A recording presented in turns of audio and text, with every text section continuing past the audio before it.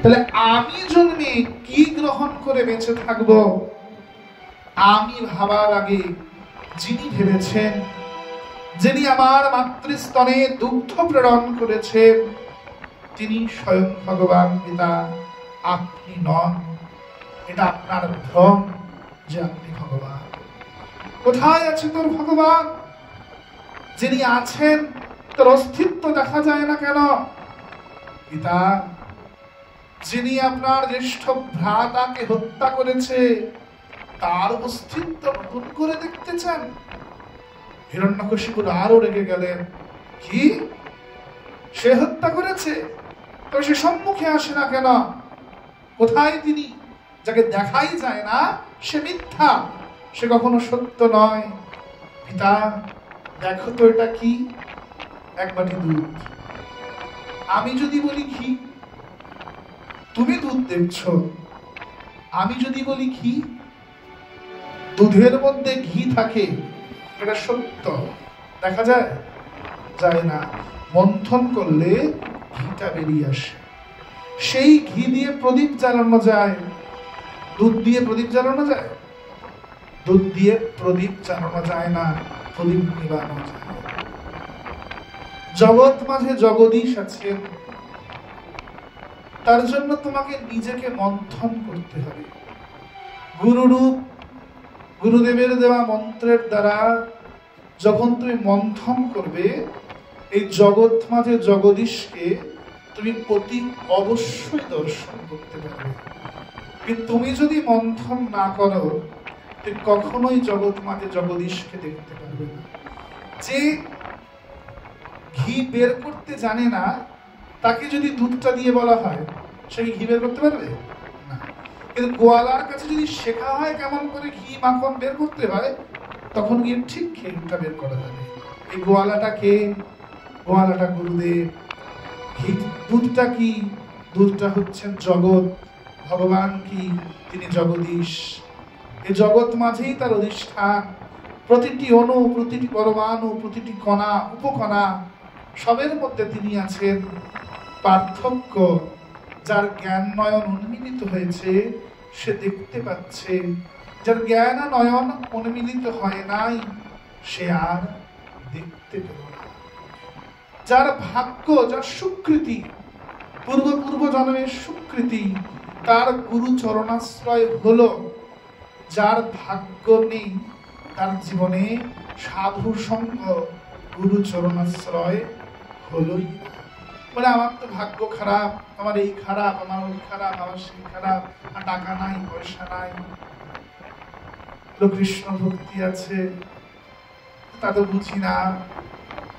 যত দরিদ্রই হও, যদি ধন চাও, প্রকৃত ধনে ধনী হতে চাও, তো সদ্গুরুর চরণাশ্রয় করো। কৃষ্ণ ধন বিনা, কৃষ্ণ ভক্তি বিনা কোন ধনই ধন নয়। তাহলে এই ধন কেমন ধন? কমে না বাড়ে। জগতে সকল ধন তো কমে। আজ কিনলাম, এটা খেলাম, কমলো, কাল কিনলাম, কমলো। তাহলে এই ধন কখনো কমে না, এটা ধীরে ধীরে বৃদ্ধি পায়। আজ যার হরি কথা শোনার এইটুকু নেশা, কাল তার নেশাটা বাড়ে, পরশু তার নেশাটা আরেকটু বাড়ে। নিজেরা বিচার করে দেখবেন, প্রথম বছর যখন এসেছিলাম তখন আপনাদের হরিকথা নেশা শোনার নেশা যতটা ছিল, এখন হরিকথা শোনার নেশা গ্রহণ করার পাত্র বা যোগ্যতা নিশ্চয়ই বৃদ্ধি পেয়েছে। কৃষ্ণ ভক্তির ধন কেমন? ধীরে ধীরে বাড়ে। বলে একে চোরে চুরি করতে পারে না, ডাকাত থেকে লুট করতে পারে না, একে কেউ নিয়ে যেতে পারবে না। আমার অন্য সব ধন লোকে চুরি করতে পারবে, আমার বইটাকেও চুরি করে নিয়ে যেতে পারবে, কিন্তু আমার জ্ঞান কেউ চুরি করতে পারবে না। আমার জ্ঞানটা চাইলে মুখস্থ করতে পারে, ভাব আমার চোখের জল কেউ নকল করতে পারবে না। ভক্তি কখনো চুরি করা যায় না। ভজনের যে ধন জগতে কেউ চুরি করতে পারবে না। তাহলে কি দান করা যায়? বলে হ্যাঁ, দান করার মতো যদি পাত্র হয় নিশ্চয়ই দান করা যায়। সাধু কৃপা ব্যতীত কখনো ভক্তি সঞ্চার হওয়ার কোন স্থানই নেই। দীনবংশী দাসে কয়, ভজিলে ভজন নয়, পক্কা পক্কই মাত্রই অভিযান। তুই ভজন করলেই যে তোমার ভাব জাগ্রত হবে এমনটা নয়। তাহলে কি করে হবে? বলে যিনি ভাবুক সাধক, যার মধ্যে অষ্টসাত্ত্বিক বিকার দেখা যায়, যার মধ্যে ভাব প্রণয় আছে, তার সেবা করতে হবে, তার কাছে যেতে হবে। তার কাছে যাও, তার চরণতলে বসো। আমার স্পষ্ট মনে আছে জীবনে, আজ থেকে 13 বছর আগে, আমি 15 বছর হয়েছে বৈষ্ণব জগতে এসেছি। তখন অনেক হরিকথা বুঝতে পারতাম না, সেভাবে হরিনাম শুনলে চোখে জল আসতো না, বেশিক্ষণ শোনার পরে বিরক্ত লাগতো, ঘুম পেত, অন্য কিছু করতে ভালো লাগতো, গান শুনতে ভালো লাগতো। হরিকথা 3-4 ঘন্টার বেশি আর নিতে পারতাম, আর চোখের জল তো ছিলই না। তখন নবদ্বীপ পরিক্রমায় যেতাম। অপরাধ ভঞ্জন ঘাটে দেবানন্দ গৌড়িয়া শ্রীপাঠে সাধুরা হাহাকার করে। শ্রদ্ধেয় নিকুঞ্জ নিবাসী, এখন তো প্রাপ্তি হয়ে গেছে, মুরারি বাবা কাঁদতে কাঁদতে মুখ দিয়ে লালা পড়ত, মুখ দিয়ে লাল বেরিয়ে আসত। বিশ্বনাথ পণ্ডিতজির পাঠে শুনেছিলাম যে সাধুর মুখ দিয়ে যেটা বেরোয় সেটাই নাকি অমৃত, সেটাই নাকি কৃষ্ণ ভক্তি দিতে পারে। বাবা যখন কাঁদতেন, একবার তার নিচে গিয়ে বসে লালাটা মাথায় ধারণ করেছিলাম, আর এখনো স্পষ্ট মনে আছে। তারপর থেকে আমার মধ্যে ভাব জাগ্রত হয়। তার আগে অব্দি এই ভাবের বিকার কোনদিন আমার মধ্যে দেখা যায়। সাধু সঙ্গ যে কৃপা করতে পারে, সেটা জগতে অন্য কিচ্ছু দিতে পারে না। ভাগবত গ্রন্থে লেখা আছে, গ্রন্থটা পড়া নিলেই হয়, তাহলে সাধু সঙ্গ করতে বলছে কেন? কারণ সাধু যে ভাব মিশ্রিত করে তোমাকে যেটা দেবে, সেটা তুমি পাবে না। বিশুখ মুখামৃত দ্রব্য সংযুতম, বিশুখমুনির মুখের যে দ্রব্য, যে ভাব, সেটা তুমি পাবে। সাধুর ভাব তুমি সাধুর কাছে লাগবে। তাই জন্য বারবার ছুটে সাধুদের কাছে। যদি প্রহ্লাদ নারদের মতো উত্তম গুরুর দীক্ষিত না হতো, ওই যে বলছেন না ভরতমুনি রঘুগণের কাছে, যে রঘুগণ, কৃষ্ণ প্রাপ্তির একমাত্র পরম উপায়টাই সাধু সঙ্গ। প্রহ্লাদের জন্ম তো রাক্ষস কুলে হয়েছে, বাবা হিরণ্যকশিপুর। প্রহ্লাদের জন্ম রাক্ষস কুলে হয়েছে। দৈত্য কুলে জন্মে প্রহ্লাদ, রাখিল ভুবনে যশ। স্ফটিক স্তম্ভেতে প্রকট নরহরি হইয়া যাহার বশ। দৈত্য কুলে জন্মেছে, ভগবান তার বশ্যতা স্বীকার করলেন। কোথায় প্রহ্লাদ তেলের কড়াই পুড়ছে, এতে নারায়ণের কি যায় আসে? হ্যাঁ, বাঁচাতে হয়, এমনি প্রহ্লাদকে তুলে নিয়ে বাঁচিয়ে দেবেন, তাহলে নিজের গাটা পুড়ে যাচ্ছে। ভক্তের কষ্টটা ভগবান নিজ অঙ্গে গ্রহণ করে নিচ্ছে। সন্ত তুকারাম অন্তিম শয্যায় শুয়ে আছে। স্ত্রী চিরকালই বৈরী স্বভাবা। তুকারামের স্ত্রী তুকারামকে হরিনাম করতে দিতে চাইতেন না, পছন্দ করতেন না। স্ত্রী তুকারামের হরিনামের চিরকাল বিরোধী ছিলেন। সারা জীবন তাকে ফটকারা দিয়ে গেছেন, খোঁটা দিয়ে গেছেন। তুকারাম অন্তিম শয্যায় শুয়ে আছে। স্ত্রী বলছে, কি দিনে 2বার করে যেতে এতদিন পাণ্ডুরঙ্গকে দেখতে, বিঠ্ঠলনাথকে দেখতে, এবার কি হবে? এবার কি হবে? এবার কেমন করে দেখতে থাকে? ততদিন অবধি কিন্তু শ্রী বিগ্রহটা হাতে বাঁশি ধরে দাঁড়িয়েছিল। যতদিন তুকারাম সেবা করেছে তার আগে অবধি কৃষ্ণের শ্রী বিগ্রহ কিন্তু বাঁশি ধরেই ছিল দাঁড়িয়ে দক্ষিণ ভারতে। যেই স্ত্রী বললেন, খুব কাঁদছেন তুকারাম, যে আমার শেষ শয্যাতে শুয়ে এই ভাগ্য, যে শেষ শয্যাতে শুয়ে আমাকে হরিনামের নিন্দা শুনতে হচ্ছে। ভগবানের নিন্দা শুনতে হচ্ছে, ঠাকুর আর এই নিন্দা নিতে পারছেন, প্রাণটাই চলে যায়। নিন্দাটা শুনতে পাচ্ছি না, তোমার নিন্দা যে কানে শুনবো এর থেকে দেহটাই আমার চলে যায়। শুয়ে শুয়ে কাঁদছেন, চোখটা খুলে দেখলেন বিঠ্ঠলনাথ সামনে এসে কোমরে দুটো হাত দিয়ে দাঁড়িয়েছেন। ওঠ, চোখ তোল, তোর একার দায়িত্ব নাকি রোজ আমাকে দেখতে যাওয়া? এবার তো আমার দায়িত্ব পড়েছে যে আমি তোকে দেখতে এসেছি। সারা জীবন তুই আমায় দেখতে গেছিস, আজ তুই মৃত্যু শয্যায় শুয়ে আছিস। যতদিন না তোর মৃত্যু হচ্ছে প্রতিদিন এখন থেকে আমি তোকে দেখতে আসবো। তোর চিন্তা নাই, বহু যাবো বলুক, তুই জানবি আমি রোজ তোকে দেখতে আসবো। কত তাগিদ! ওই যে বলছেন যে পত্রাৎ পুষ্পং ফলং ত্বয়াৎ, আমার ভক্ত ভক্তি ভরে আমায় পত্র পুষ্প ফল জল চাঁদি আমি গ্রহণ করি, আমার ভক্তের দেওয়া একটুখানি জল তুলসীর ঋণ আমি সারা জীবন আর সেবা যে করছে তার ঋণ আমি সারা জীবন ধরে চোকাই। জগন্নাথী মাধব দাস পুরী থেকে বৃন্দাবনের পথে যাচ্ছেন, পথে আমাশা হয়েছে, পেট খারাপ হয়েছে, এত পায়খানা হচ্ছে, উঠে দাঁড়ানোর ক্ষমতা নাই। সঙ্গে যে যাত্রীরা ছিল সবাই মাধব দাসকে ফেলে দিয়ে চলে গেলেন বৃন্দাবনের পথে। মাধব দাস যে উঠে গিয়ে একটু শৌচ করবে, ছোঁচাবে, সেই ক্ষমতা শরীরটার না। বালির মধ্যে পড়ে আছে, তপ্ত রোগ, হয়তো এক্ষুনি মারা যাবে। কোথা থেকে একটা অদৃশ্য হাত বেরিয়ে এলো, গাড়ুতে করে জল ঢেলে দিচ্ছে। বলেন, কে কি আমার বিপদের দিনে আমাকে জল ঢেলে দিচ্ছ? কে তুমি? জগন্নাথ বলে উঠলেন, আরে সারা জীবন আমাকে ছাড়া অন্য কাউকে সখা বলে বন্ধু বলে জেনেছ নাকি? সারা জীবন তো আমি ছাড়া অন্য কারোর সাধনই করনি, অন্য কারোর সঙ্গে সম্বন্ধ স্থাপন করনি, সারা জীবন শুধু জগন্নাথ জগন্নাথ করে গেছো।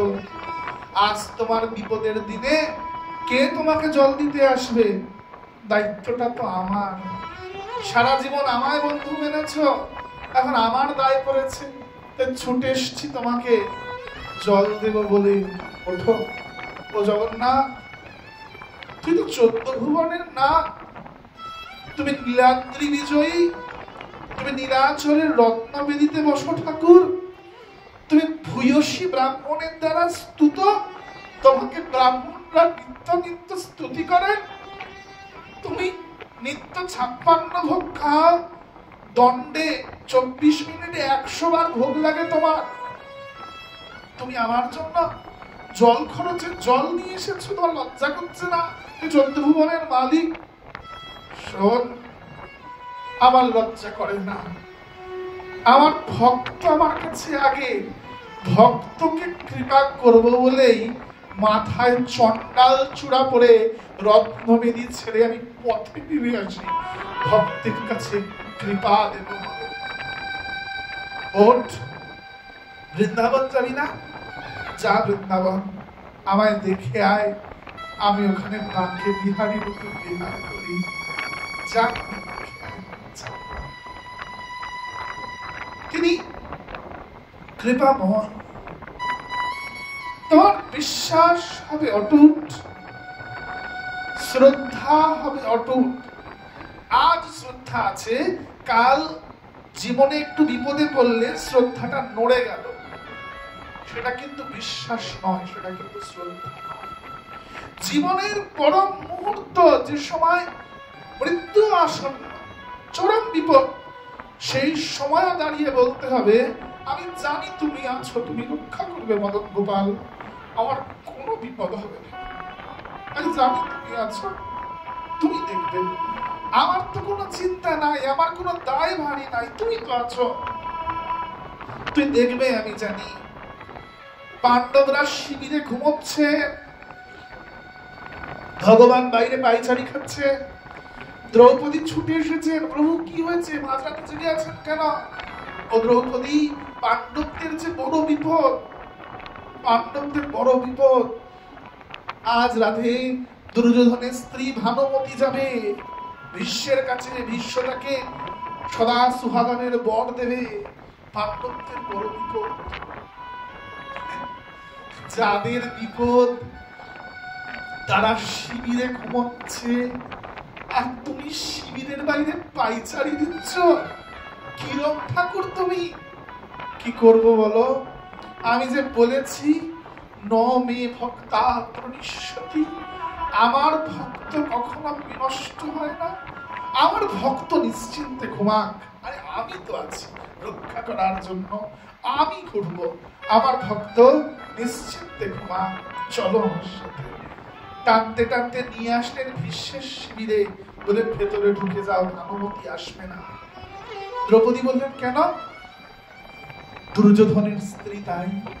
ও যে মূঢ়মতি, যে নিজের দাদার বউকে তার জঙ্ঘায় বসতে বলে, সে কি নিজের বউকে কখনো পরপুরুষের শিবিরে ছাড়বে? নিজের দাদুকেও বিশ্বাস করে না যে দুর্যোধন। তাই বউকে বলেছে সকাল হলে যেতে, রাত্রে আসতে নিষেধ করেছি, তুই চলে যা, আমার নাম বলবি না, কথা বলবি না। দ্রৌপদী ঢুকে গেলেন, বিশ্বদেব তপস্যায় রত, বলেন ভানুমতি এসেছ, আমি আমার সারা জীবনের তপস্যা বলে তোমায় আশীর্বাদ করছি, তুমি চিরস্থি থাকবে, তুমি শাখা সিঁদুর নিয়ে স্বধাম গমন করবে। দ্রৌপদী সঙ্গে সঙ্গে বললেন, তাহলে বলুন, কথা দিন যে আপনি আমার পঞ্চস্বামীর কাউকে মারবেন না। ভীষ্ম ধ্যান ভেঙে গেল, তুমি ধ্রুপদ কন্যা পাঞ্চালী, এখানে তো ভানুমতির আসার কথা ছিল, তুমি কোথা থেকে? দ্রৌপদী তাড়াতাড়ি ভয় পালিয়ে যাচ্ছেন। ভগবান বললেন, দিয়েছে রে, সব শেষ করে দিয়েছে, বলেছিলাম কথা না বলতে, এর কথা বলা অভ্যাস। দাঁড়াও, এত রাত্রে তুমি তো কৌরবদের শিবিরে একা আসবে না, তোমার মতো সতী রমণী কখনোই এ কাজ করবে না। কার সাথে এসেছো তুমি? দ্রৌপদী মাথা নিচু করেছেন, ভয় ঠকঠক করে কাঁপছেন। বৃদ্ধ সিংহ গর্জন করছে, বৃদ্ধ সিংহ, তার সামনে দাঁড়ানোর ক্ষমতা নাই কারুর। ভগবান বলছে, বলেই ফেলো, এতটা বিপদ যখন ঘটিয়েছে বলেই ফেলো কার সাথে এসেছো। দ্রৌপদী বলছে, ওই যে গোপাল দাদার সাথে এসেছে। বলছে, গোপাল দাদা? বৃন্দাবনের গোয়ালাটা গরু চড়াতো, ওর সাথে এসেছে। চলো বাইরে দেখি গোয়ালাটাকে। বিশ্ব বেরিয়ে এসে দেখলেন গোয়ালার রূপ ধরে এসেছেন, রাজবেশে আসেননি। মশালটা মুখের সামনে ধরলেন, ধরে বললেন, শোনো বিপদ ভঞ্জন, তোমার ষড়যন্ত্র সব জানি, ভক্তের জন্য তুমি যে সব করবে তা আমি জানি। আমি জানি কৌরব রক্ষা পাবে না, পাণ্ডবদের জয় হবে আমি জানি। অর্জুন যেদিন তোমাকে চেয়ে নিয়েছিল বরদানে, আর যেদিন দুর্যোধন বলেছিল যে শস্ত্র অক্ষয় নিশানা চাই, সেদিনই কৌরবদের বিনাশ আমি জানি। কিন্তু আমি যুদ্ধ ছাড়া মরবো না, আমি বীর, আমি অস্ত্র ত্যাগ করবো না। কথা দাও, আজ রাতে যেমন না ডাকতেও আমাকে ছলনা করে আমার সারা জীবনের পুণ্য হরণ করে নিয়ে গেলে, চুরি করে নিয়ে গেলে। তুই তো চোর, চোরের মধ্যে অগ্রগণ্য। ব্রজে প্রসিদ্ধম নবনীত চৌরম গপাঙ্গনানাম চতুকুল চৌরম অনেক জন্মার্জিত পাপ চৌরম চৌরাগ্রগণ্যম পুরুষম নমঃ। যিনি গোপীদের বস্ত্র চোর, যিনি বৃন্দাবনের মাখন চোর, সেই তিনি আমার সপ্ত জন্মের পাপ চুরি করে নিক।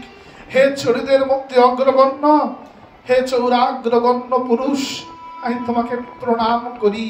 হে হরি, তুই আর সকল পাপ হরণ করো।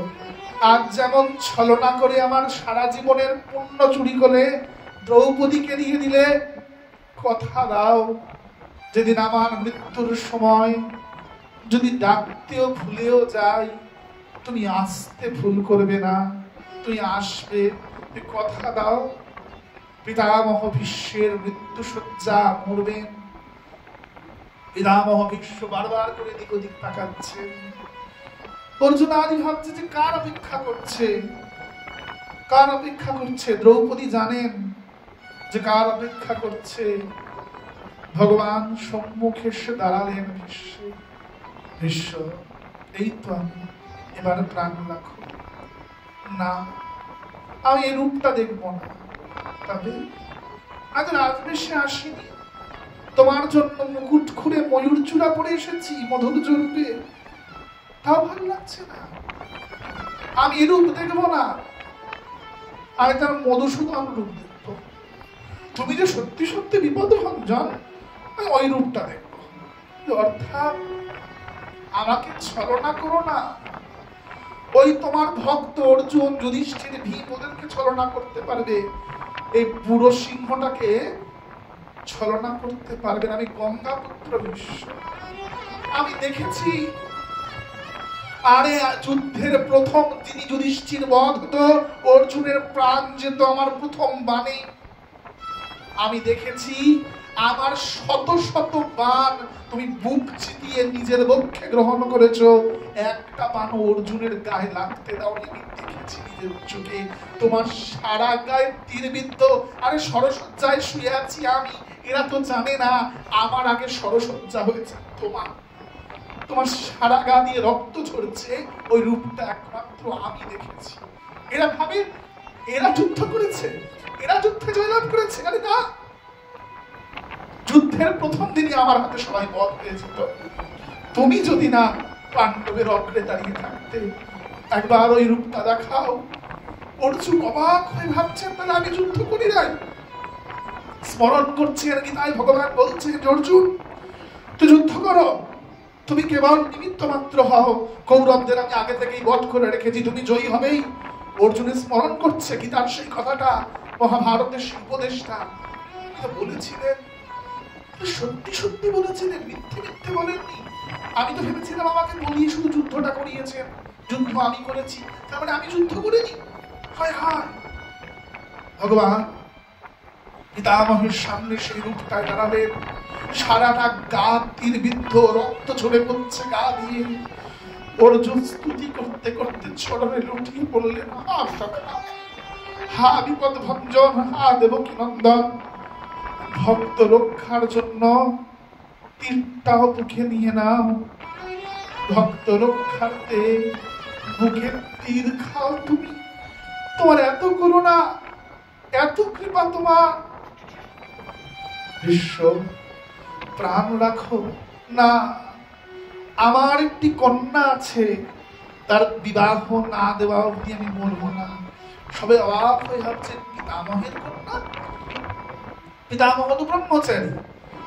পিতামহ হেসে বললেন, আমার মতি নামক একটা কন্যা আছে। আমার মেয়ের নাম হচ্ছে মতি, অর্থাৎ মন। আমার মতি নামক কন্যা আছে, একে সৎপাত্রের হাতে পাত্রস্থ না করা অবধি আমি তো প্রাণ ত্যাগ করবো না প্রভু। সৎপাত্র না পেলে, হে প্রভু, পাত্র তো জগতে একটাই, বাকি সবাই তো পাত্রী। এ জগৎ প্রকৃতি নয়, পুরুষ কেবল তুমি। তাহলে তোমাকে ছাড়া আর কি চরণে দেব বলো তো? আমি আমার আত্মা রূপী প্রকৃতি, আমার মতিরূপী কন্যা তোমার পাদ পদ্মে অর্পণ করলাম, তুমি গ্রহণ করো। পিতামহ ভীষ্ম অন্তর্ধান করলেন, প্রাণ ত্যাগ করলেন। তিনি নেমে আসেন রক্ষা। আমি জন্মানোর পরে কি খেয়ে বড় হব, আমার বাবা মার আগে যিনি চিন্তা করেছেন তিনি স্বয়ং ভগবান। জগতে আমার জন্য এটা করেছে, ও আমার জন্য ওটা করেছে, সে আমার জন্য এটা করেছে, কেউ কিছু করেনি। যা করেছে এ জগতে কেউ কারোর জন্য কিছু করে না। এ জগৎটা স্বার্থ ছাড়া কিচ্ছু ছিল না। এ জগৎটা শুধু স্বার্থ জানে, আর কিচ্ছু না। যদি জীবনে কেউ কিছু করে থাকে, সবটা তোমারই দান। তোমার দানে এ জগৎ সংসার ঋণী হয়ে পড়ে আছে।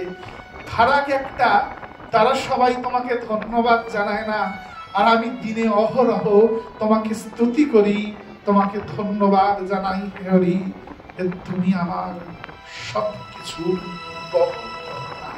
আমার পাপটাও তুমি বহন করো, আমার পুণ্যটাও তুমি বহন করো। যোগক্ষেমম বহম। প্রহ্লাদ, কোথায় আছেন তোর ভগবান?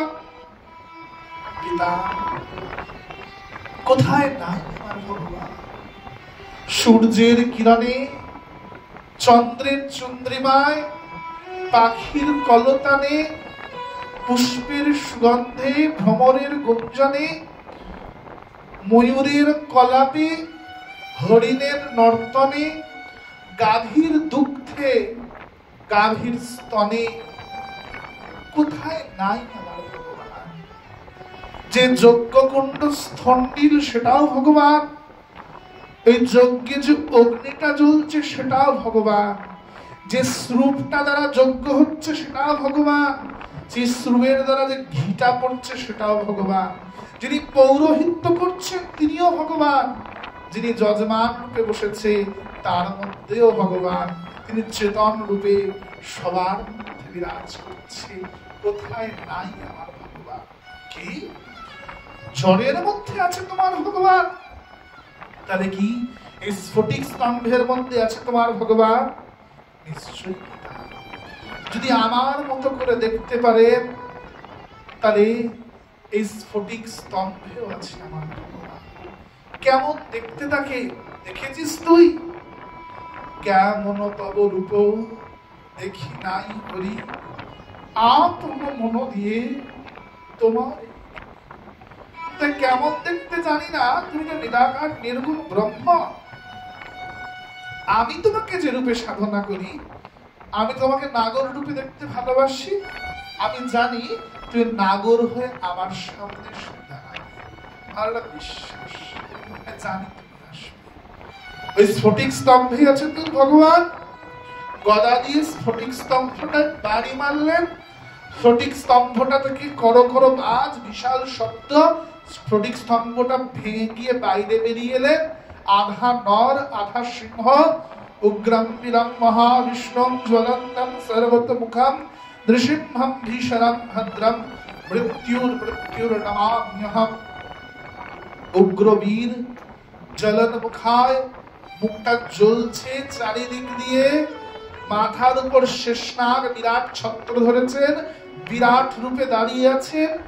দেখে সবাই ঋষিরা মুনিরা স্তব স্তুতি করছে, নবগ্রহ চরণের নূপুর হয়ে বিরাজ করছে। আলাদা কি প্রয়োজন? প্রাণ ভরে নৃসিংহ মন্ত্র জপ করো, প্রাণ ভরে 108টা নৃসিংহ মন্ত্র নিত্য জপ করো। 108 নৃসিংহ মন্ত্রে ভগবানের চরণে রোজ তুলসী দাও, দেখবে তোমার ভাগ্য এমনি পাল্টে যাবে। ওই নবগ্রহ তার চরণের দাস মাত্র, তার চরণের নূপুর হয়ে একটি রত্ন হয়ে বিরাজ করছে। আলাদা কিছু প্রয়োজন? তার চরণে স্তুতি করো, চরণটা। আমরা সেটাই করতে পারি না, আমরা অন্য সব কিছু নিয়ে জীবনে মাথা মাতিয়ে ছোটাছুটি। হিরণ্যকশিপুরকে গদাঘাত করতে করতে প্রাসাদের দ্বার অব্দি নিয়ে এলেন, কোলের মধ্যে টেনে শুয়েছেন। হিরণ্যকশিপুর বললেন, না আমি অমর, আমি মরবো না। মূর্খ, এ জগতে কেউ অমর নয়। কে অমর? যে তোকে বর দিয়েছে সেই তো অমর নয়।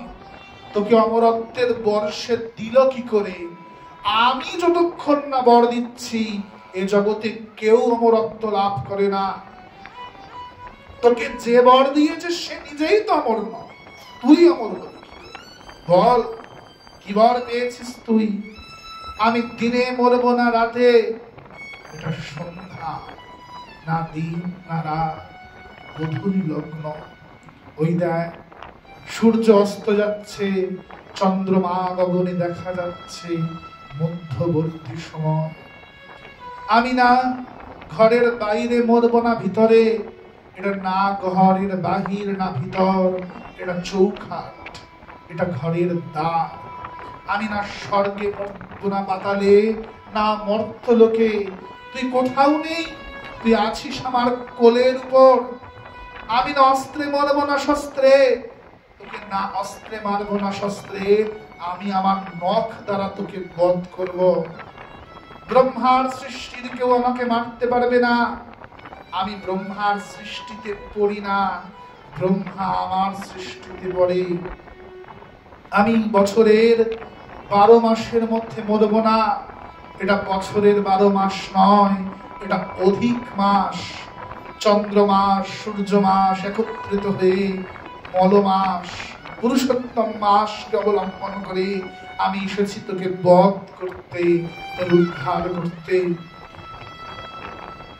আমাকে না দেব মারতে পারবে, না কিন্নর, না যক্ষ, না দানব, না মানব। আমি না দেব, না কিন্নর, না যক্ষ, না দানব, আমি স্বয়ং ভগবান। আমাকে না নর মারতে পারবে, না পশু। আমি না নর, না পশু, আমি আধা নর, আধা সিংহ, আমি নৃসিংহ। দেখ হিরণ্যকশিপুর, সৃষ্টি বিধান ব্রহ্মার সকল বরদানকে সম্মান জানিয়ে আমি তোর প্রাণ হরণ করে তোর লহু পান করছি। নৃসিংহদেব হিরণ্যকশিপুরের উদর বিদীর্ণ করলে, রক্ত পান করলে। তামসিক রক্ত পান করতে না করতেই তার মধ্যে তামসিকতা এলো। নৃসিংহদেব উগ্র হয়ে উঠলেন। জগৎ প্রলয় প্রাপ্ত হচ্ছে, দেবতারা স্তুতি করছে, ঋষিরা স্তুতি করছে, ভগবান দেখতে পাচ্ছেন না। ব্রহ্মা শিব নেমে এলেন, স্তুতি করছেন, ভগবান শুনতে পেলেন না। ব্রহ্মা লক্ষ্মীকে বললেন, হে লক্ষ্মী, স্বামী সদা সর্বদা স্ত্রীর আবদ্ধ হয়, তুমি যাও। লক্ষ্মী ভাবলেন, এ আর এমন কি, আমার স্বামী এক্ষুনি ঠিক করে দেবো। দেখবেন খুব রেগে গেছে, খুব রেগে গেছে। লক্ষ্মী দেখা শান্ত হয়ে গেছে। পুলিশ খুব হম্বিতম্বি করছে, লক্ষ্মী ঠেকিয়ে দিন। ট্রেনে উঠেছেন, চেকা খুব হম্বিতম্বি করছে, লক্ষ্মী ঠেকিয়ে দিন, শান্ত হয়ে যাবে। ঠিক তেমন লক্ষ্মী হলে যে আর এমন কি, এক্ষুনি শান্ত করে দেবো। লক্ষ্মী টোটের করে একটু হাসি নিয়ে একটু এগিয়ে গেলেন। নৃসিংহদেব মুখ দিয়ে এমন আগুনের হুলকি বের করলেন, লক্ষ্মী ভয় পিছিয়ে এসে প্রহ্লাদের কাছে হাত জোড় করে দাঁড়িয়েছে। স্বয়ং লক্ষ্মী, প্রহ্লাদ, ভগবান যদি শান্ত হয় তুমি প্রশান্ত। ভগবানের কখনো ক্রোধ আসতে পারে, বৈষ্ণবের ক্রোধ আসে না।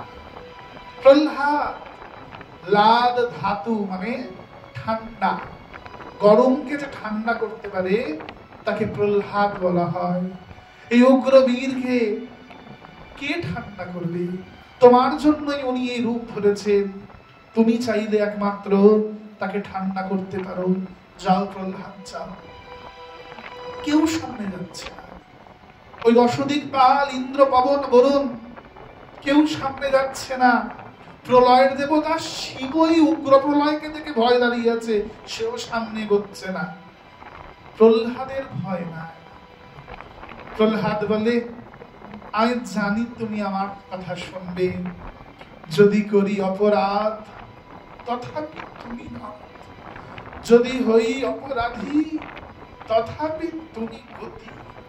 সত্য সত্য যেন তুমি সতী, তুমি ছাড়া আমার কেউ নাই। হা নৃসিংহ মুরারি বলে প্রহ্লাদ আত্মসমর্পণ করে নৃসিংহদেবের চরণে লুটিয়ে পড়েছে। নৃসিংহদেব ঠান্ডা হয়ে গেলেন, প্রহ্লাদকে কোলে তুলে নিয়েছে। ভক্তের ভক্তি এমন, সে নিরাকার নির্গুণ ব্রহ্মকে সাকার সগুণ করে স্ফটিক স্তম্ভের থেকে আধা নর, আধা সিংহ, আধা মানব, আধা পশু করে বের করে দেখালেন। ভক্ত চাইলে কি না পারে। ভগবান বলবান 100 বার, ভগবানের চেয়েও ভক্ত বলবান। ভক্তের উপর বলবান জগতে কিছু নাই। ভগবানও যার বশ্যতা স্বীকার করে নেয়। প্রহ্লাদ, আর ক্ষমা করে দে প্রহ্লাদ, আর অপরাধ হয়েছে, আর আসতে বড় দেরি হয়ে গেছে প্রহ্লাদ, আমায় ক্ষমা করে দে। তোকে আমার জন্য অনেক কষ্ট সহ্য করতে হয়েছে প্রহ্লাদ। ঠাকুর, আমার তো কোনো কষ্ট হয়নি।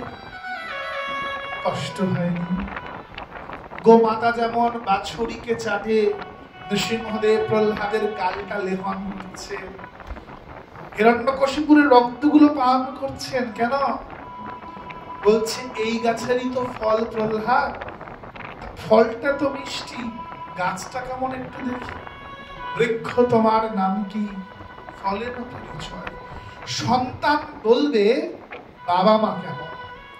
সুসন্তান যদি না হয় তাহলে ওখানেই প্রমাণ হবে পিতামাতার শিক্ষায় সমস্যা আছে। সন্তানই বাবা মার সচল প্রতিরূপ।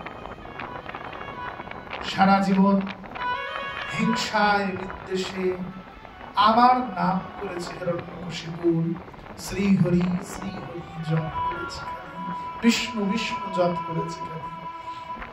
হিরণ্যকশিপুরের নারী ভুড়িগুলোকে তুলে গলায় মালা করে পড়লেন কেন? প্রহ্লাদের বাবা তো বৈষ্ণবের পিতা, মেরেছিস ঠিক কথা, সম্মান দিতে হবে। গলায় নারী ভুড়িগুলোকে খুলে মালা করে পড়লেন নৃসিংহদেব। নিজের গলায় নিজে মালা করছেন। এমন ঠাকুর ভক্ত পড়াচ্ছেন না, নিজেই মালা করে নিচ্ছেন। প্রহ্লাদ বল কি চাই তোর?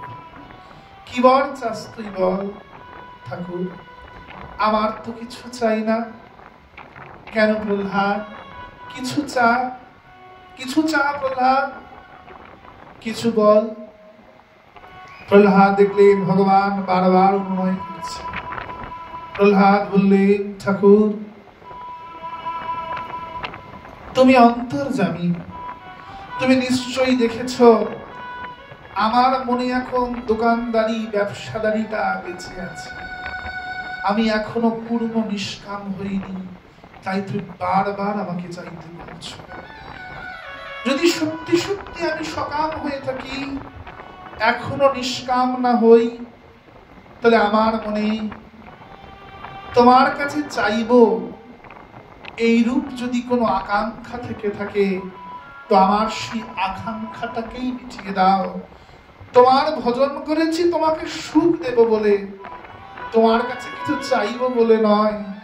তোমার কাছে চাইব যেন এই জড় বুদ্ধি, এই নিচু বুদ্ধি যেন কদাপি আমাকে গ্রাস না করে।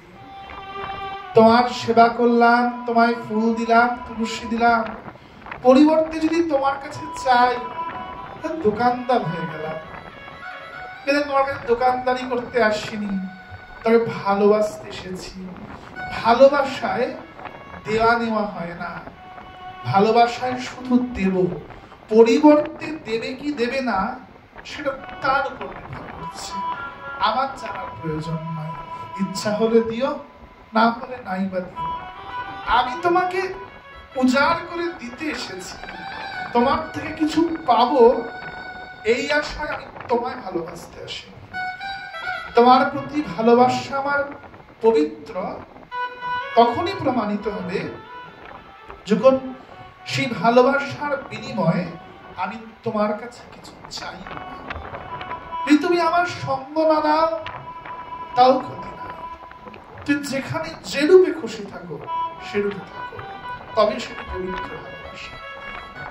এ জগতে রাধারানীর প্রেমটাই প্রকৃত প্রেম, কৃষ্ণ প্রেমই প্রকৃত প্রেম। কৃষ্ণেন্দ্রিয় প্রীতিবাঞ্ছা ধরে প্রেম নাম, নিজেন্দ্রিয় প্রীতিবাঞ্ছা ধরে কাম নাম। এ জগতে বাকি যত ভালোবাসা, যত প্রেম, কোনটাই প্রেম নয়, সবটাই কাম। যদি প্রেম হয় একমাত্র বিশুদ্ধ প্রেম কৃষ্ণ প্রেম, এছাড়া কোনটাই বিশুদ্ধ প্রেম নয়। তবু কিছু চা, ঠিক আছে চাইছি, কিছু চাওয়া না। তোর জন্য একটা নতুন বিকট রূপ ধরে এসেছি, তুই আবার হারাবি আমাকে, দেবতারা আমাদেরকে হাসবে, কিন্তু চা। ঠাকুর আমি তো রাক্ষস বংশে জন্মালাম, আর বংশটা যেন উদ্ধার হয়ে যায়। পারবো না, পারবো না উদ্ধার। কেন? তুমি না বললে যা চাইবো তাই দেবে? কি করে দেব বলতো? তুই যেদিন এ বংশে জন্মেছিস সেই দিনই যে বংশের 21 পুরুষ আপনা হতে উদ্ধার হয়ে গেছে, আর নতুন করে বংশটা কি করে উদ্ধার করি বল? হয় হেরেই গেলাম তোর কাছে, হেরে ফিরে যাচ্ছি রে প্রহ্লাদ, ঠাকুর হয়েছে, আর চাইতে হবে না, বুঝেছি কি চাইবি। আমি কথা দিলাম যেই যেই বংশে তোর মতো ভক্তপুত্র জন্মগ্রহণ করবে, সেই সেই বংশের 21 পুরুষ আপনা হতে উদ্ধার হয়ে যাবে। ভজন করুক আর না করুক, পুরো বংশটাই উদ্ধার করতে হবে। বল প্রহ্লাদজি মহারাজ। এই প্রহ্লাদের বংশেই জন্মগ্রহণ করলেন বলিজি মহারাজ। শুক্রাচার্যের প্রাণ প্রিয় শিষ্য বলি, গুরুর বলে বলিয়া অপরদিকে ইন্দ্র স্বর্গসভা থেকে বেরিয়েছেন, সেখান দিয়ে যাচ্ছেন দুর্বাসা মুনি। ইন্দ্র নেমে এসে দুর্বাসাকে আগে ভাগে প্রণাম করলেন। জানে দুর্বাসা মুনি খুব রাগী, অভিশাপ দেয় তাড়াতাড়ি করে। ইন্দ্র ভয় নেমে এসে প্রণাম করেছে, শ্রদ্ধায় নয়, মনে শ্রদ্ধাটা নেই। দুর্বাসার গলায় ছিল বনফুলের মালা, দুর্বাসা খুলে ইন্দ্রের গলায় পরিয়ে দিলেন। ইন্দ্র হাতিটার পিঠে উঠে গেছে, দুর্বাসা চলে যাচ্ছে। ইন্দ্র বলেন, দেখেছো, এই জন্য ভালো লাগে না কাছে যেতে। এ ছেঁড়া কাঁথা নেড়া মাথা সাধু কি বোঝে? আমি ইন্দ্র দেবরাজ বলে কথা, আমার গলায় পড়াটা বনফুলের মালা, গলায় বনফুলের মালা পরিয়ে দিয়েছে। ইন্দ্র মালাটা খুলে হাতিটার গলায় দিয়ে দিয়েছে। হাতি আর শোনে, হাতি সরে করে মালাটা পেঁচিয়ে ঘোরাতে ঘোরাতে ঠাস করে আচার দিয়েছে। মালাটা পরিহিত পর গিয়ে পড়েছে দুর্বাসার পায়ের কাছে। ইন্দ্র এত সাহস, এত অহংকার, সাধুর প্রসাদী মালাকে অপমান করো, সাধুর প্রসাদী গলার মালার সঙ্গে তুলনা করো, তোমার ঐশ্বর্যের, স্বর্গের ধনের আমি অভিশাপ করছি, তোমার স্বর্গ শ্রীহীন হয়ে যাবে। স্বর্গের অধিকার হারাবে, স্বর্গ তোমার শ্রীহীন হয়ে যাবে। ইন্দ্র ভাবলেন কি না কি হবে, কিছুই হবে, আমার স্বর্গ শ্রীহীন হবে। ইন্দ্র ফিরে এলেন, রাজসভায় বসে আছেন, স্বর্গবেশ্যারা নাচ করছেন সামনে, মেনকা উর্বশী রম্ভারা মনোরঞ্জন করছেন দেবতাদের, দেবতারা সমরস পান করছেন। গুরু বৃহস্পতি প্রবেশ করলেন সেখানে। ইন্দ্র মনে মনে ভাবলেন যে দূর, গুরুদেব আর আসার সময় পেল না, বেশ নাচ, নিজেদের নাচ দেখছিলাম, গুরুদেব এসে দিল সব বাঞ্চাল করে, কারণ যাও রে, পা ধোয়াও রে, মালা পরাও রে, চন্দন দাও রে, জ্বালা। বেশ নাচুনিরা নাচ করছিল, ভালো লাগছিল, গেল সবটা জীবন থেকে। একটা কাজ করি, গুরুদেবের দিকে তাকাবই, ভাববে যে দেখতে পাইনি, তাই গুরু পূজা করেনি। ইন্দ্র মুখ ফিরিয়ে রাখলেন নর্তকীদের দিকে, সব রস পান করছেন। দেবগুরু বৃহস্পতি বলেন, ও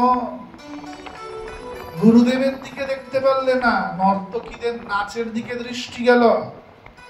ভুলে যেও না, ওই হিরণ্যকশিপুরের হাত থেকে আমি তোমায় বাঁচিয়েছিলাম, তার ধ্যান ভঙ্গ করেছিলাম, আমি তোমার সভা চিরতরে ছেড়ে চলে গেলাম। ইন্দ্র বৃহস্পতি স্বর্গসভা ছেড়ে বেরিয়ে এলেন, স্বর্গ চিরতরে শ্রীহীন হয়ে গেল। গুরু বলে বলিয়ান কে? বলি মহারাজ। গুরু মেহেরবান, চেলা পেহেলবান। গুরু যার প্রতি প্রসন্ন, সেই শিষ্য সদা সর্বদাই জগতে জয়লাভ করে। গুরুদেবের কৃপায় বলি মহারাজ স্বর্গরাজ্য আক্রমণ করলেন, ইন্দ্র স্বর্গের অধিকার হারালেন। বলিকে দিয়ে শুক্রাচার্য বিশ্ব শান্তি যজ্ঞ করাচ্ছেন। দেবমাতা অদিতি এলেন বিষ্ণুর কাছে যে, হে প্রভু, আপনি আমার ছেলেদের সহায়তা করুন।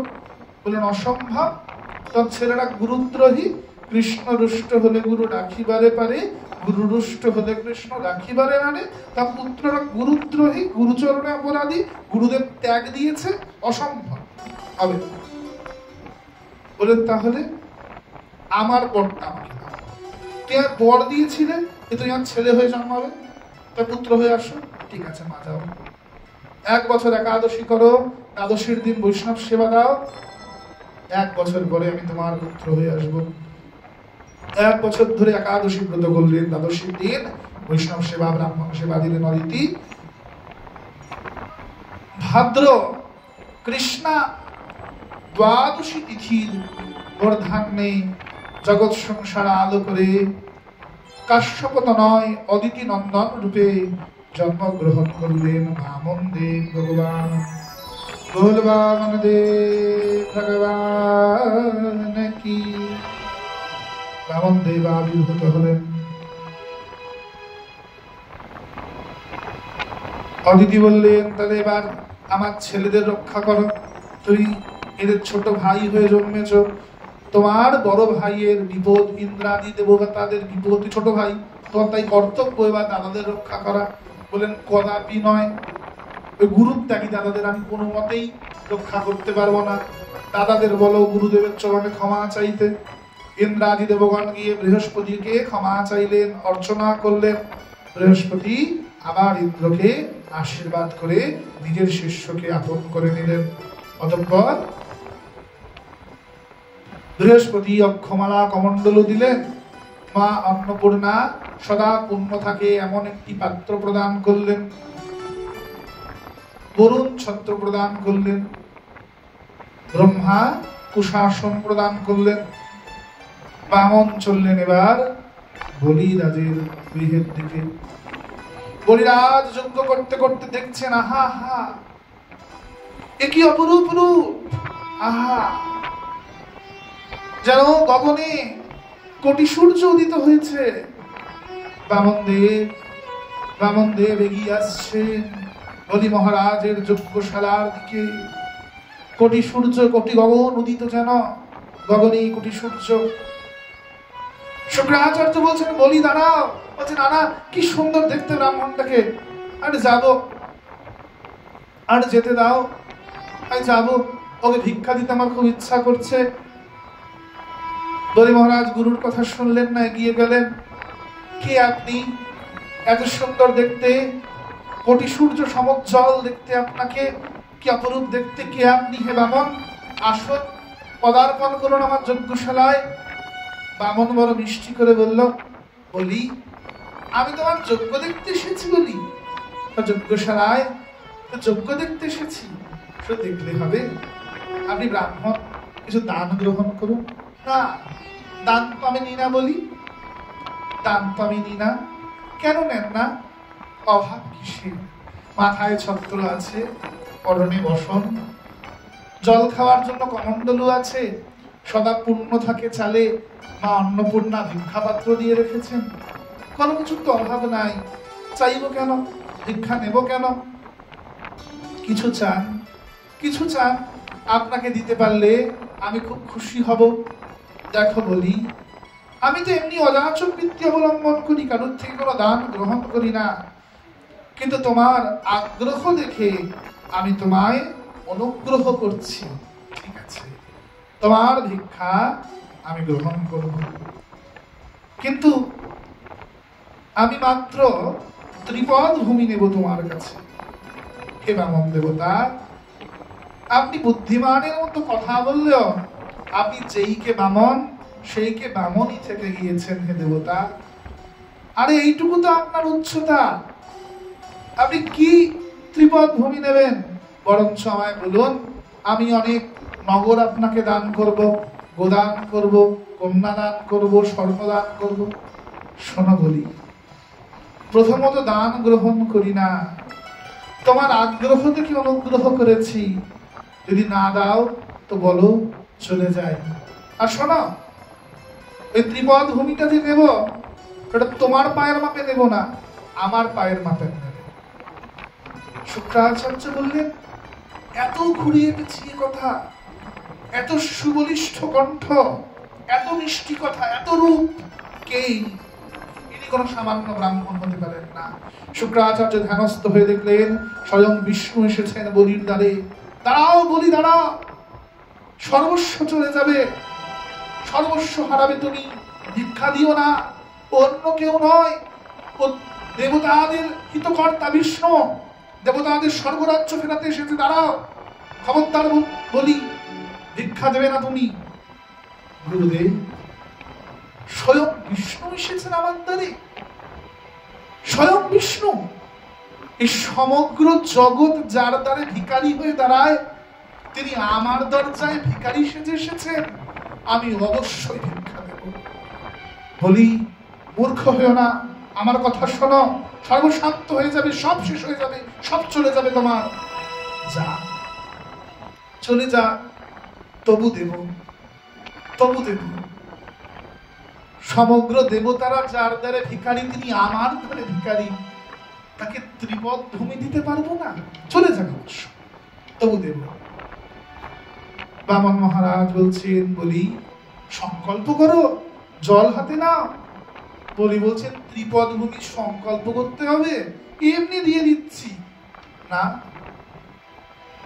সংকল্প ব্যথিত আমি তো সুই বরাবর মেদিনীয় গ্রহণ করব না। বলি ছোচাগ্রে ধারণ করা যায় এতটুক ভূমিও আমি নি না। সংকল্প মানে রেস্ট্রি, সংকল্প মানে কি? রেস্ট্রি। সত্য যুগে জীব এত সত্যনিষ্ঠা ছিল যে মুখে একবার বললাম মানে ওটা তারা প্রতিপালন করবে। আর এখন তো রেস্ট্রি করলেও সে ব্যাপারটা পরে আর কি বদলে দেওয়া বলবো। বলি সংকল্প করো। বলি মহারাজ সংকল্প করতেন। শুক্রাচার্য কমণ্ডলুর মধ্যে প্রবেশ করলেন, জল পড়ছে না। বামন দেবতা একটি কুশ বের করলেন কুশাসন থেকে, নলের মধ্যে ঢুকিয়ে দিলেন। শুক্রাচার্যের একটি চোখ অন্ধ হয়ে গেল। শুক্রাচার্য বাইরে বেরিয়ে আসলেন। নাও বলি এবার সংকল্প করো। তাহলে বামন রূপায় ত্রিপদ ভূমি সমর্পয়ামি, বলো বলি। বলি যেই না বললেন দান করেছ, প্রণাম করো। বলি প্রণাম করলেন। প্রণাম করে এইটুকু বামনকে দেখে মাত্র নামিয়েছে, মুখটা যেই ওঠালেন, এবার প্রভু বিরাট মূর্তি ধারণ করে ফেলেছেন। সহস্রাশীর্ষা পুরুষা সহস্রাক্ষ সহস্রপাদ শভমিং সর্বত পৃষ্ঠায় অত্যাতি অত্যাতি দশাঙ্গুলম वामन रूपाय च विद्महे त्रिविक्रमाय च धीमहि तन्नो विष्णु प्रचोदयात्। বলি অবাক ভগবান একটি চরণ দ্বারা স্বর্গমর্ত পাতাল অতিক্রম করলেন, আরেকটি চরণ নিয়ে গেলেন ব্রহ্মলোকে। ব্রহ্মা ভগবানের চরণ ধৌত করলেন। চরণ ধোয়া জল স্বর্গে মন্দাকিনী রূপে প্রবাহিত হলো। সেই জলকে ব্রহ্মা কমণ্ডলুতে গচ্ছিত রাখলেন, যে জল শঙ্করের জটা হইতে গঙ্গা রূপে প্রবাহিত। গঙ্গা জল পদ জল হরষিতে ধরে হেন নিতাই না ভজিয়া দুঃখ পাইয়া মরে। বলো বলি আমি আরেকটা চরণ কোথায় রাখবো? একটি চরণে স্বর্গমর্ত পাতাল তোমার রাজত্ব অধিকার করেছি, আরেকটি চরণ দ্বারা 14 ভুবন ব্রহ্মলোক মুক্তি অধিকার করে নিয়েছি। যেটা তোমার নয় সেটাও নিয়ে নিয়েছি। আরেকটা চরণ কোথায় রাখবো বলো? বলো কোথায় দেব? বলি বললেন, হে প্রভু সমগ্র জগৎ এখন আপনার, কিন্তু এখনো একটি জিনিস যা আমার অধিকারে আছে। কি? আমি আত্মা, এই দেহটার মধ্যে আমি আছি। যতক্ষণ না মরছি এই দেহটার উপর আমার অধিকার কেউ ছেনাতে পারবে না। আমি এই দেহটাই আপনাকে দান করছি, আপনি আমার মস্তকে আপনার চরণ স্থাপন করুন। বলি মহারাজ মাথা নত করেছেন। বামন দেবতা বলির মাথায় একটি চরণ প্রদান করলেন। তৃতীয় চরণ কোত্থেকে বেরোলো? নাভির থেকে বেরিয়ে এলো। নাভির থেকে একটি চরণ বেরিয়ে বলি মহারাজের মস্তকে চরণ প্রদান করলেন। ভজ বজ্র শশাঙ্কিত করযুগম ভজ কৃষ্ণ ধ্বজ বজ্র শশাঙ্কিত পদচিহ্ন প্রদান করলেন বলির মস্তকে। বলি মহারাজ প্রণাম করলেন। বলো বলি দান তো করলে, আমাকে এবার দক্ষিণা রূপে কি দেবে বলো? দক্ষিণা রূপে কি পাবো? বলি মহারাজের কন্যা দাঁড়িয়ে আছেন, যিনি এতক্ষণ চিন্তা করছিলেন, আহা হা কি সুন্দর দেখতে পুত্রটাকে, যদি একে বাচ্চা রূপে পেতাম, স্তনপান করাতাম। ভগবান বলেছেন তথাস্তু। সেই বৃন্দাবলী বা রত্নমালা সেই বলছেন, যদি একে আমি পুত্র রূপে পেতাম, স্তনে বিষ মাখিয়ে খাইয়ে মারতাম। তথাস্তু মা, দ্রাপর যুগে পুতনা হয়ে এসো, তোমার স্তনে নিঃশেষ সময় খাবো। বলি বললেন, প্রভু সব চলে গেছে, তুমি আমার রত্ন ভান্ডারটা নিয়ে নাও দক্ষিণা রূপে, সব রত্ন তোমার। পৃথিবীটাই যখন আমার, রত্ন ভান্ডারটা এমনি আমার, আমার জিনিস আমায় দান করছো, বলো কি দেবে দক্ষিণা রূপে, আরে বলো হেরেছ।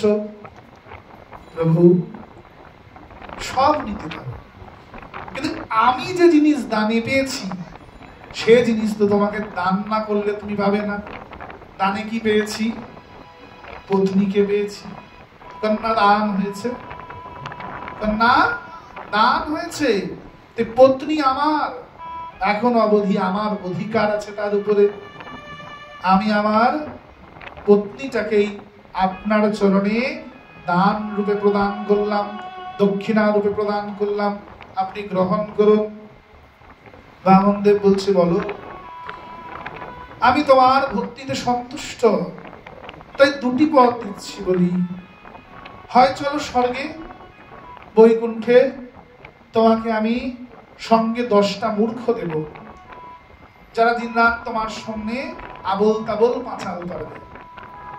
আর যদি পাতালে যাও সুরলোকে, তোমাকে আমি একটা পণ্ডিত দেব, যে তোমার সামনে দিন রাত শাস্ত্র কথা পাঠ করবে।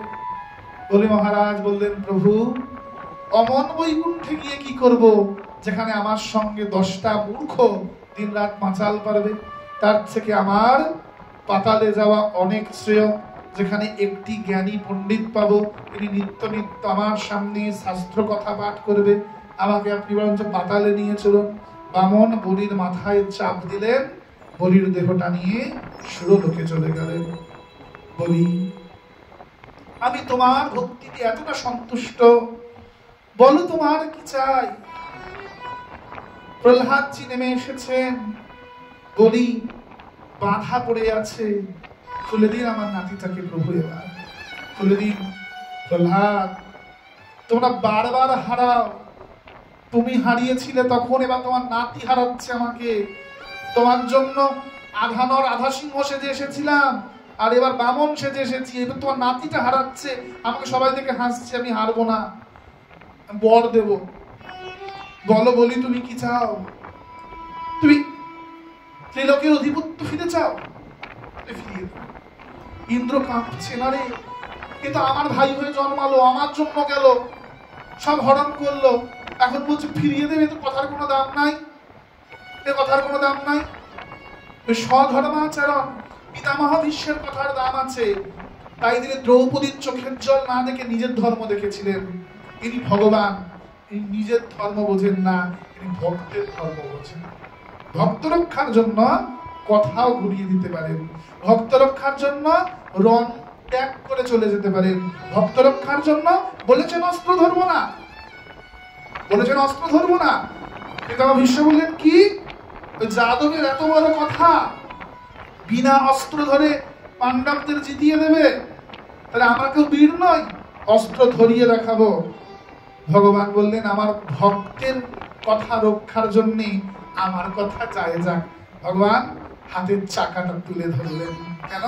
যাতে ভীষ্মের কথা রক্ষা থাকে, ভীষ্মের প্রতিজ্ঞা ভঙ্গ না হয়, আমার প্রতিজ্ঞা ভঙ্গ হয়। রণ ত্যাগ করে পালায়, তাই কি না? রণছোড়, রণে ভঙ্গ দেয়, রণছোড় ভগবান। রণ, কোন পুরুষকে যদি কেউ রণত্যাগী বলে, রণছোড় বলে, এটা তো গালিগালাজ, তাকে কপট লম্পট বলে, গালিগালাজ। এটাই আমার ভগবানের জন্য স্তুতি, তার কাছে গালাগালটাও স্তুতি হয়ে যায়, তাই তিনি স্বয়ং ভগবান, তিনি পরমাত্মা।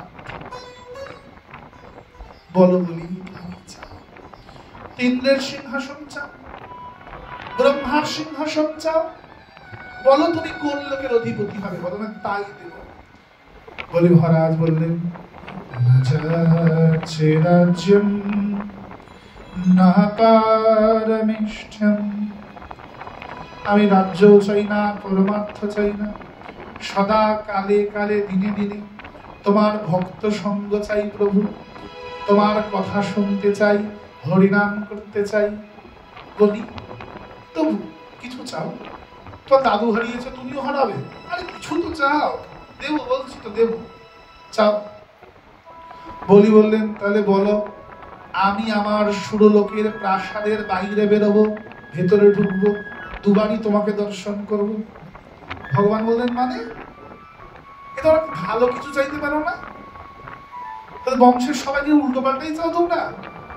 দারোয়ান হতে বলছো, দারোয়ান হয়ে যাবো তোমার জন্য? বলি বললেন, আমি তো সেটা বললাম, তাছাড়া কি বলেছো? তুমি প্রাসাদের বাইরে যাবে, প্রাসাদে ঢুকবে, দুবারই আমায় দেখবে, তাহলে আমাকে দারোয়ান হয়ে প্রাসাদের বাইরে দাঁড়িয়ে থাকতে হবে? কখন তুমি ঢুকছো, কখন তুমি বেরোচ্ছ? বলি বলেন, দেখুন চেয়ে ফেলেছি, দিতে পারলে দিন, না দিলেন না দেবেন তো হেরে ফেরত যান, বৈকুণ্ঠ লাগবে না তোমার বর। বলেন, না এবার আর হারবো না, আমি কথা দিলাম। তুমি প্রাসাদে প্রবেশ করবে, প্রাসাদে ঢুকবে, বেরোবে, তুমি দুবারই শঙ্খ চক্র গদা পদ্ম হাতে সুরলোকের বাইরে আমাকে দণ্ডায়মান করতে পারে।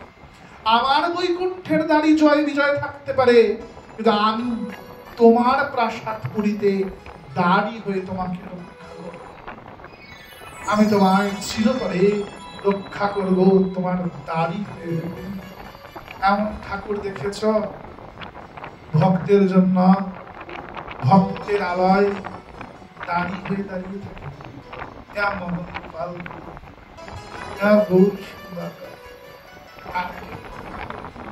বেনারসে এক সাধু দানে সোনার বাটি পেয়েছেন। তারা ঝুপড়ির মধ্যে থাকেন, পাতার কুটিরে।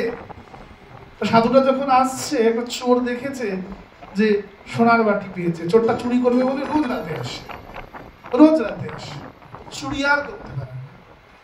তা একদিন চোরটা সাধুটার কাছে গিয়ে বলছে যে, ওগো তুই কজন থাকো তোমরা এই ঝুপড়িটায়? সাধু বলছে, আমি একা।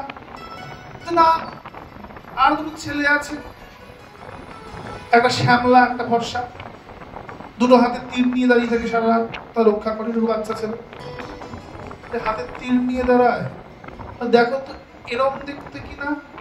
হ্যাঁ এরমই তো দেখতে। বলে, সোনার বাটিটা তুমি নিয়ে যাও।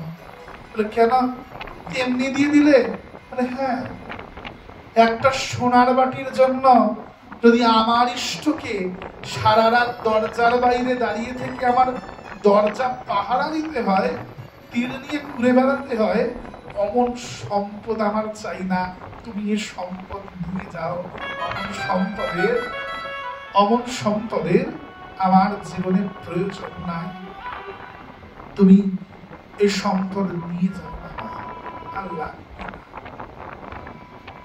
সাধক, তার কাছে কি রূপে যে প্রভু নেবেন, আর সাধক যে কিভাবে নেবে, সাধকের ভাবের কাছে ভগবানের ইষ্টের ভাবটাও ফিকে পড়ে যায়, ইষ্টের ভাবটাও দাঁড়িয়ে থাকে।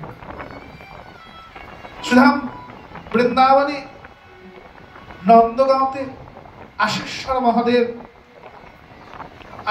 মহাদেবের কাছে হচ্ছে কদম্বন, যেখানে থাকতেন রূপ গোস্বামী পাদ গ্রন্থ লিখতেন। তা আজকে কথা হয়েছে সনাতন গোস্বামী আসবেন কদমখণ্ডিতে, আজ সনাতন গোস্বামী পাদ আসবেন। তো রূপ গোস্বামী জানেন যে দাদা পায়েস খেতে খুব ভালোবাসে, তো মনে মনে ভাবলো দাদার জন্য পায়েস রান্না করবো সনাতনের জন্য। তো পায়েস যে করবে, না দুধ আছে, না চাল আছে, না চিনি আছে, কি দিয়ে করবে? আর একটু গ্রন্থটা লিখে নি, তারপর না হয় যাবো। এটি মেয়ে এলো, আচ্ছা दूध चीनी सब কিছু দিয়ে, बाबा ये लो दूध, ये लो चावल गुड़, थोड़ा खीर पका दीजिए, तुम्हारा भाई आने वाला है ना, थोड़ा खीर बना लीजिए। अरे बाबा बहुत भजन हो गया, माला छोड़ दो, खीर तो बनाओ। ठीक है लाली, तू रख कर चली जा, हम बना लेंगे, तेरे के चले जाएंगे, मैं बानिए देबो। लाली आবার 4-5 ঘন্টা পরে ফিরে এসেছে। अरे ओ बाबा कब तक भजन करोगे, लिखते रहोगे, खाओगे नहीं, भोग नहीं लगाओगे? अरे जाओ खीर बनाओ, मैया ने भेजी है तुम्हारे लिए। मुझे ठीक है तू जा, मैं पानी दूंगा। आवाज 4-5 घंटा पड़े मुझे, बाबा अब तक वहीं बैठे हो, अब तक भजन कर रहे हो, ग्रंथ लिख रहे हो, मैं पका दूं, আমি রান্না করে দেবো। দিবি করে, এ তো করে খুব ভালোই হয়, তো রান্না জ্বালাটা যে মিটে যায়, আমি গ্রন্থ লিখতে পারবো সে সময়টা। লালিটা পায়েস রান্না করে দিয়ে চলে গেছে। বাবা खा लीजिए, फेंक मत दीजिए, तुम्हारे लिए बनाए हैं, बड़े प्यार से, को आदर করে বানিয়েছি তোমার জন্য, ফেলে দিও না, খেও, হরিনামের মালাটা হলে খেও দয়া করে। লালি চলে গিয়েছে। সনাতন গোস্বামী বাদ এসেছেন। ধ্রুব গোস্বামী খেতে বসিয়ে ক্ষীরটা পরমান্নটা দিয়েছে। সনাতন গোস্বামী সুখে বলছে, এটা তো কোনো সামান্য পরমান্ন নয় রূপ, এই পরমান্নটা কে রেঁধেছে? তুই রেঁধেছিস? না দাদা, আমি রাত তো ভেবেছিলাম, কিছুই ছিল না, কোথা থেকে এটা নিয়ে এলো, চাল দুধ চিনি সব দিয়ে গেল, আবার এলো, এসে রান্নাও করে দিয়ে গেছে। নিয়ে চল তো রান্নাঘরে। এসে দেখলেন যে স্থানে দাঁড়িয়ে পরমান্নটা রেঁধেছেন তার তলায় চরণ চিহ্ন দুটো জল জল করে বিরাজ করছে। সনাতন গোস্বামী কেঁদে বললেন, রূপটা কি করেছিস? আমরা তো ব্রজে এসেছি রাধা রানীকে সুখ দেব বলে, তাকে কষ্ট দেব বলে নয়, তাকে খাটাবো বলে নয়। যদি গৌড়ীয় বৈষ্ণব না হয়, অন্য সাধক হতো, সে খুশি হতো যে ঠাকুর আমার জন্য সে রান্না করেছে। গৌড়ীয় বৈষ্ণব মহাপ্রভুর গন্ধ, মহাপ্রভুর গণ সকল ভাবের ঊর্ধ্বে উঠে গিয়েছে। বললেন, আমরা সেবা করবো বলে বৃন্দাবনে এসেছি, রাধারানী রানী, আমরা সেবিকা, রাধারানীকে কষ্ট দেব বলে আমরা এখানে আসি। তুই এমন বাচ্চা করলি কেন যে শ্রীজিকে এসে কষ্ট করে আমার জন্য রান্না করতে হয়েছে? জীবনে আর কোনোদিন এমন ভাবনাই ভাববি না যে শ্রীজি কষ্ট করে এসে রন্ধন করে দিয়ে যান। শ্রীজি প্রকট হয়ে বললেন, কষ্ট নয়, কষ্ট নয়, আরে আমার সখীকে আমি রেঁধে খাওয়াবো, এটা তো আমারও মনের সার। শ্রীমতী রাধা রানী অপার করুণা, রাস রস তাণ্ডবিনী, অখিল কোটি ব্রহ্মাণ্ডেশ্বরী। যে হরিনাম গ্রহণ করেছে,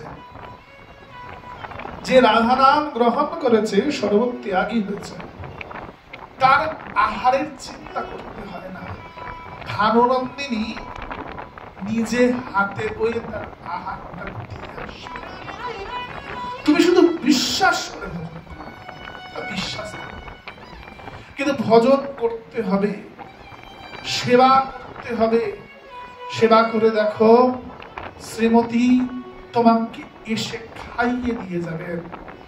তোমার চিন্তা, তোমার বিষয়ের চিন্তা করতে হবে না।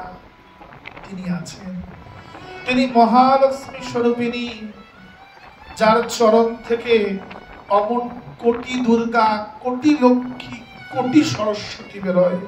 তিনি মহালক্ষ্মী স্বরূপিণী, তিনি আছেন, তোমাকে নিজে হাতে খাইয়ে দিয়ে যাবেন। তার চরণে শুধু শ্রদ্ধাটা রাখার চেষ্টা করো। ভগবানন্দে ভগবান। অতঃপর সুখমণিপাদ কথা অগ্রসর করছেন। সুখমণিপাদ সূর্য বংশের বর্ণন করলেন, প্রভু রামচন্দ্র লীলা বললেন, সেখান থেকে দশম স্কন্ধে প্রবেশ করলেন। সেখান থেকে দশম স্কন্ধে প্রবেশ করলেন।